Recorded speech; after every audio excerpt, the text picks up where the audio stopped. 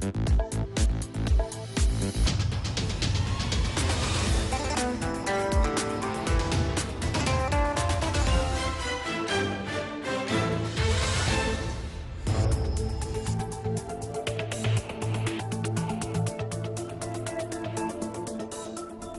evening. You're watching the news from the Sultanate of Oman television. First, the headlines. His Majesty Sultan Qaboos condoles the custodian of the two holy mosques on the victims of a crane collapse in Grand Mosque in Mecca. Fourth Conference of Oman Cancer Association in Muscat discusses spreading the culture of early check and prevention from tumor diseases. And the Egyptian president accepts the resignation of Prime Minister and his cabinet and assigns the Ministry of Petroleum to form a new cabinet.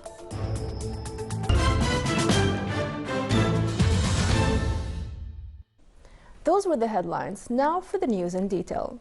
His Majesty Sultan Qaboos has sent a cable of condolences to the custodian of the two holy mosques, King Salman bin Abdulaziz Al Saud of the Kingdom of Saudi Arabia, on the victims of a crane collapse in Grand Mosque in Mecca. Saudi authorities said today that the annual Hajj pilgrimage would go ahead despite a crane collapse that killed 107 people at Mecca's Grand Mosque, where crowds returned to pray a day after the disaster. Hundreds of thousands of pilgrims have already arrived in Mecca for the Hajj, one of the world's largest religious gatherings, which last year drew 2 million worshippers.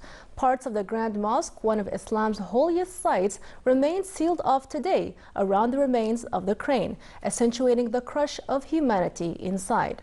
Worshippers thronged the mosque as the midday call to prayer sounded. Indonesians and Indians were among those killed when the crane collapsed during a storm on what is the main weekly prayer day for Muslims. Around 200 others were injured.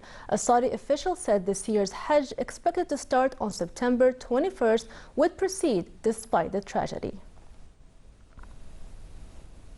In order to spread early examination and mechanism of preventing tumors for all society segments, the activities of the fourth conference for Omani Cancer Association inaugurated in the governorate of Muscat. The inauguration ceremony events of the conference was presided over by His Highness Sayyid Taimur bin Asad Al Saeed. The conference witnessed the attendance of 450 participants from surgery and oncology sections in various hospitals in the Sultanate, and 80 lectures that provided a number of work papers in the situation of cancer disease in the Sultanate and the spiritual support for children who are affected by cancer. It is also accompanied by a medical exhibition showcasing modern techniques in cancer treatments. The events at the conference are divided into 3 sections, where the first 3 days are for holding the Muscat 7th International Cancer Conference and an open day for awareness and to exchange experiences of patients and their families.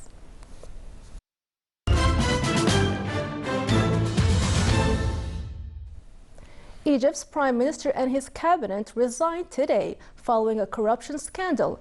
President Abdel Fattah al-Sisi tasked the oil minister with forming a new government.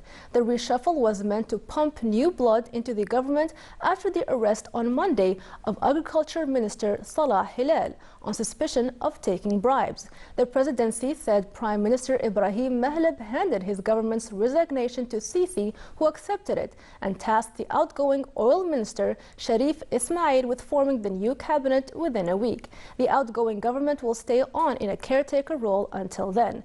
Hilal and his chief of staff were accused of having requested and received bribes from a businessman through an intermediary to legalize the purchase of state property.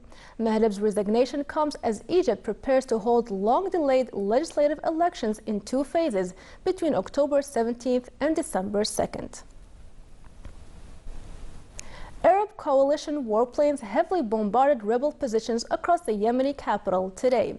Ahead of the expected UN-mediated peace talks, they targeted arms depots and military camps in the rebel-held capital's northern districts. They also struck the rebel-held presidential residence in Sanaa's southeast and nearby arms depots, adding that warplanes were still overflying the city.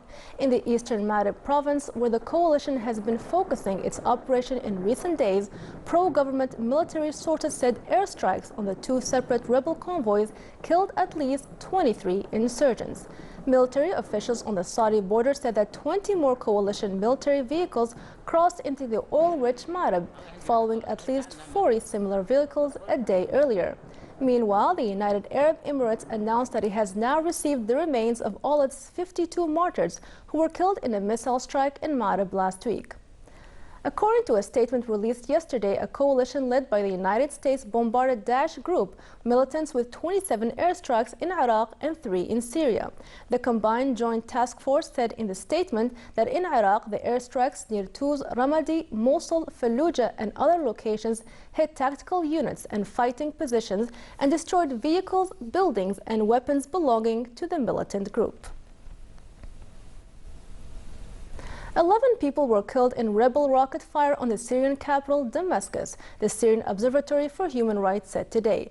The Britain-based monitor said the deaths were in the Douai La'a neighborhood on the southeastern outskirts of Damascus, adding that most of those killed appeared to be civilians. At least 20 people were also injured in the Friday shelling.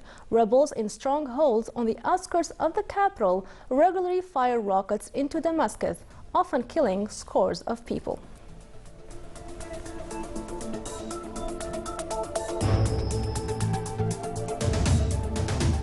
Still to come in our news bulletin. The Omani national youth football team plays this evening against its Bahraini counterpart in the finals of the 11th Gulf Youth Football Tournament.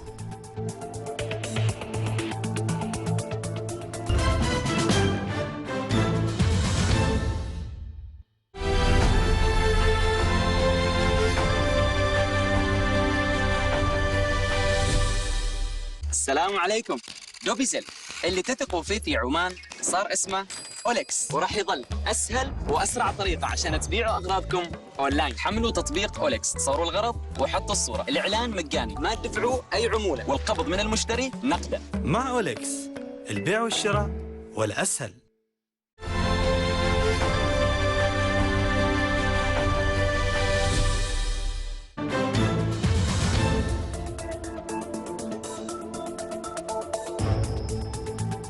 Welcome back to the news from the Sultanate of Oman television.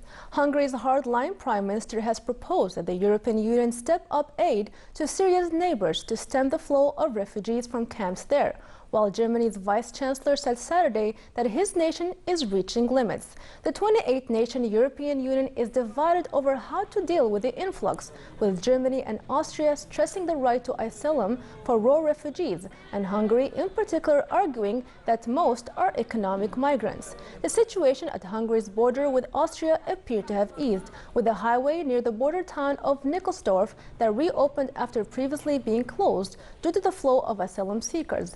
Police said some 500 people arrived at the border crossing early Saturday and were put on buses to Vienna, but they didn't know how many more would come.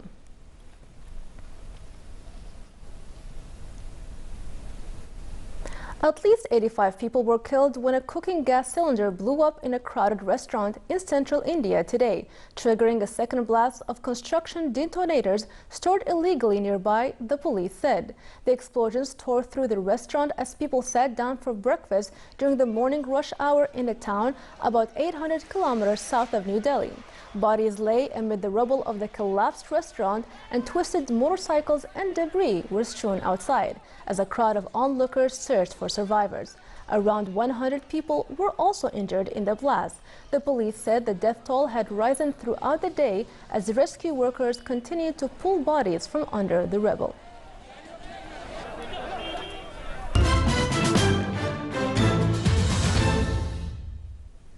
The non-tax revenues of the Sultanate in 2014 stood at 1.9 billion Omani riyals. The increase comes at the time the Sultanate seeks to increase the non-oil revenues and diversify sources of national economy. The non-tax revenues and fees contributed by 14% of the government revenues in 2014, a growth by 2.7% compared to 2013. The government revenues grew by 200 million Omani riyals in 2014 compared to 2013 to hit 14.1 billion riyals. The expats' recruitment fees increased from 154 million Omani riyals in 2013 to 156 million riyals in 2014. The municipal, real estate, vehicle, hotel and other utilities fees have shown remarkable increase, which in turn enhanced the non-oil revenues. The digitally signed certificate obtaining through self-service in Easy Invest site in the Ministry of Commerce and Industry reached 528 during the end of August, and the completed e-commercial registries reached 296 in the same period. The Ministry of Commerce and Industry clarified that the self-service site provides a number of services which encourages investors to invest in various economic, commercial, and touristic aspects, where investors can review all provided services and finish the transactions easily without going to the ministry premises, and to open their commercial registry with all its legal formation and print signed certificates by self-service site Easy Invest.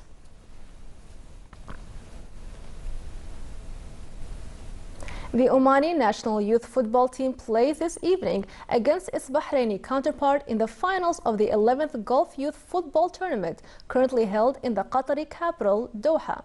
It is worth mentioning that our national youth football team qualified to the final match of the 11th Gulf Youth Football Tournament after beating its Saudi counterpart in the semi-finals on penalties 5-4 in the match between the two teams at Al Gharafa Stadium.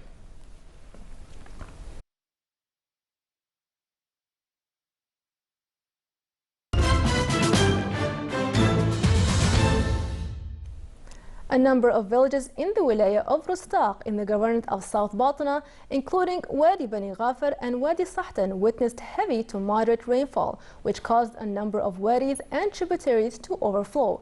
Here are some footages of the rains.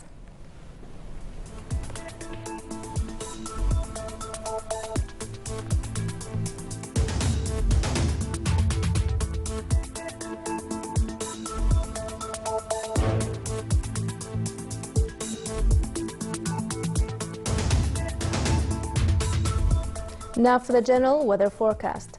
Partly cloudy skies will prevail over the coastal and mountainous areas of the governorate of Dhofar, with chances of cloud accumulation and scattered rainfall accompanied by hail over the Hajar Mountains and the nearby areas. The rest of the Sultanate will have clear skies. Winds will be northeasterly light to moderate along the coast of the Sea of Oman, while it will be southerly to southwesterly light to moderate along the rest of the Sultanate.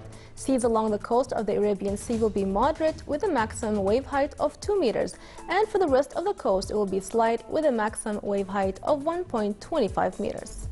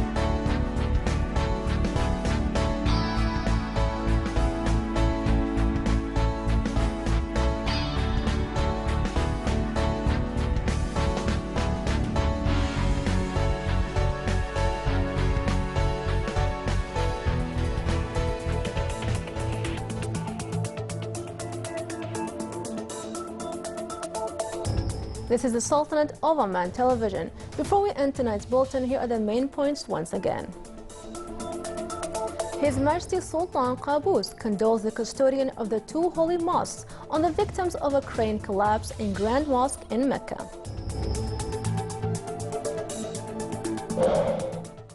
Fourth Conference of Oman Cancer Association in Muscat discusses spreading the culture of early check and prevention from tumor diseases. And the Egyptian president accepts the resignation of Prime Minister and his cabinet and assigns the Minister of Petroleum to form a new cabinet. With that, we come to the end of tonight's news bulletin. From all of us here at the newsroom and the studios, it's good night.